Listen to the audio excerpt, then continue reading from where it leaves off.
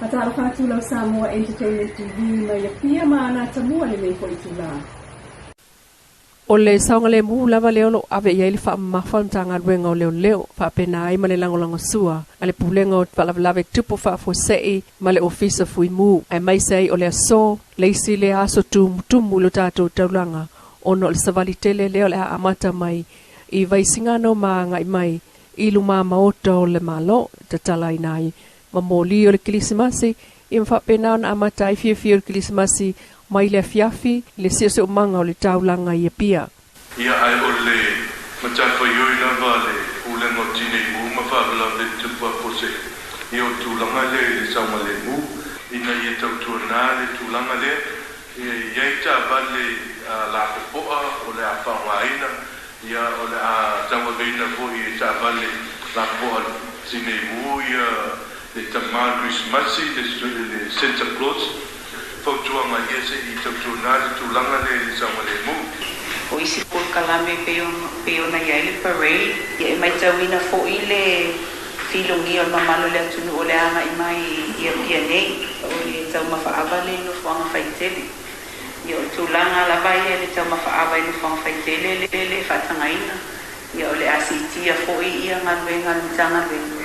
I tau mawhaile ia maua pe mamalo le atunu ia le avanoa mai moa ai po kalani o whapeona whaatasia ina le tātou komiti. Ia mai ina le fia. O isi vaenga tāua au pia ona tuina atua I lutua lalo ni tanga luenga I mātua o le whapea ona anga I mai le tawhata I pia. I le tātou parade leo lo whamoe le solo sikul manitasi le lima le fiafia tātono le ato telefo I alo whanau o le a Papea ona au mai ai mol mawina ia le tamā kirisimasi. E te talo atu I mātua I le vaia po le taituina leo alo whanau. Ia o le whaongaina le tātou awala tele leo le Main Beach Road. Ia mol whamoe le tātou parade e mana o ia lava ona saunga le mu le whaasolonga mai le tātou polkalami. Ina ia whaataunuina mai le vaenga toro le ana talia e le whamoe le tātou komiti. Ia vaenga ia tu alalo ia le ngata I lea pe o sau no po I tanu basa I le whaamoe o tātou fireworks. Ia nana o mia lava le lango fo ia mamalo le tunu tu lango vaenga o mai pe na Leilua.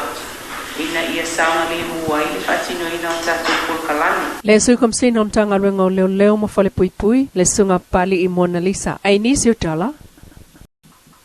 Mai le se fulu ta siafe tolu se lau lua se fulu tangata pensiona o le tātua tunuu. Lea o whaalau loa mai I le tala whaasosoa whaopopo mua. Ale whainga māloa le fast. Le toe whaopopo ia I o le ta ilima se fulu tā la I la tau pensiona. I le tau sanga fau. Mol māsina o Aperila, me, Mayuni. O lo au fia I le nei tala whaatatau whaopopo mua le tupe. Lua olua tolu. Ni whainga whaavai. E fesoso ani atu wai tangata nuu. Ai mai se au pito sili o na maa ale lo lato tamau ainga. A wale tali atu wai ia fianga o le siitia o le tau o le soifuanga. Mai au fiai vaenga nei. Mua. Lima sfulta la fa opopoina le pensione masani. Mo masina o Aperila, me Mayuni, lua olua tolu. O le neifsoso ani, o le afa monia inai umatangata. O fai pensiona, le e tusa le au fai ma le sfulta siafe, tolu se lau lua se fulu.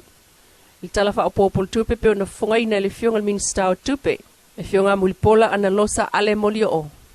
Le fatinoina ele malo o ni fainga fa avai tau tupe, a wale se iti o le soifua lau le leipo le welfare o tangata nu, ma le una ia o le tamau ainga, e au fiai le fsosoani mo tangata ia ia a fianga tu mau le soifua. Tu iti o fa ama ile pipisi, tau fio le sawaino tinama tamaitai. Fesosoani mo le vaenga ma oti o tulisi. Fesosoani mo business laiti. Ma porokalame mo le ati na enga o itu malo. E ese mai le lima sfulta lao le afa opopo mo le tolu masina ya Apelila me Yuni o le lua olua tolu mo tangata pensiona.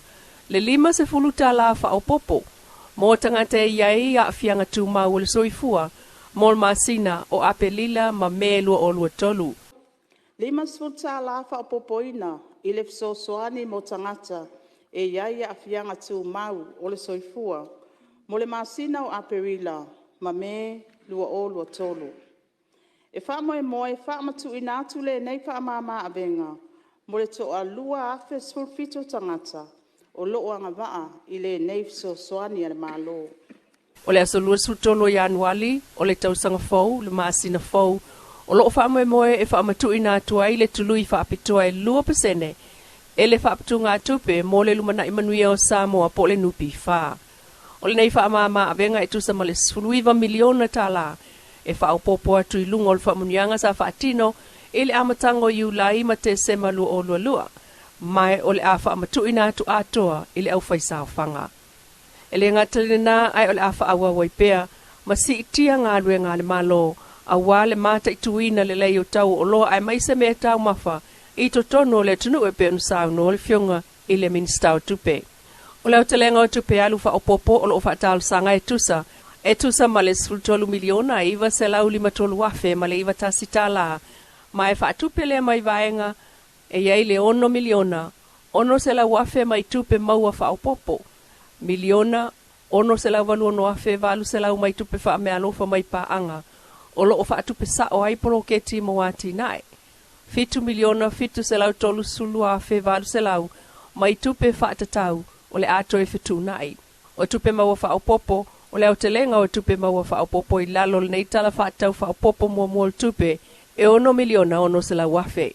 E au fiai le miliona wha se lau wafe mai mtanga luenga o tupe, e au mai la fonga whaapitoa mo le saunga le mulea e tutongi lunga o pasese, mo fmlanga ingai valele. 3 miliona fitu se lau wafe e au mai mtanga luenga o tiutem tupe maua. 10 miliona 5 se lau wafe mai mtanga luenga mo whaalapo putonga al malo.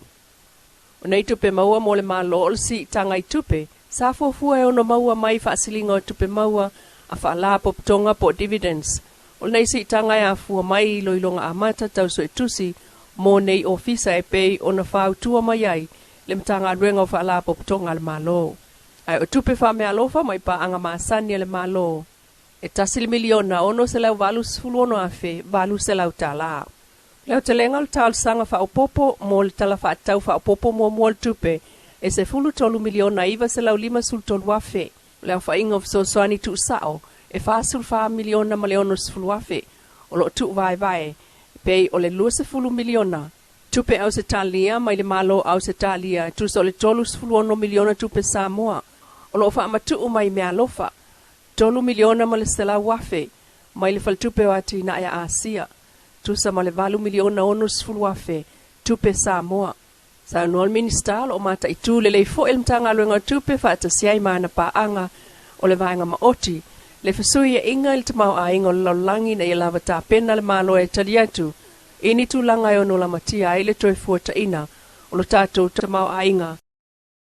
Lo Samoa Entertainment TV mai pia mana tamua i me fuiaso, hao poponga tayau ili alofa o le tua pasoi fuia.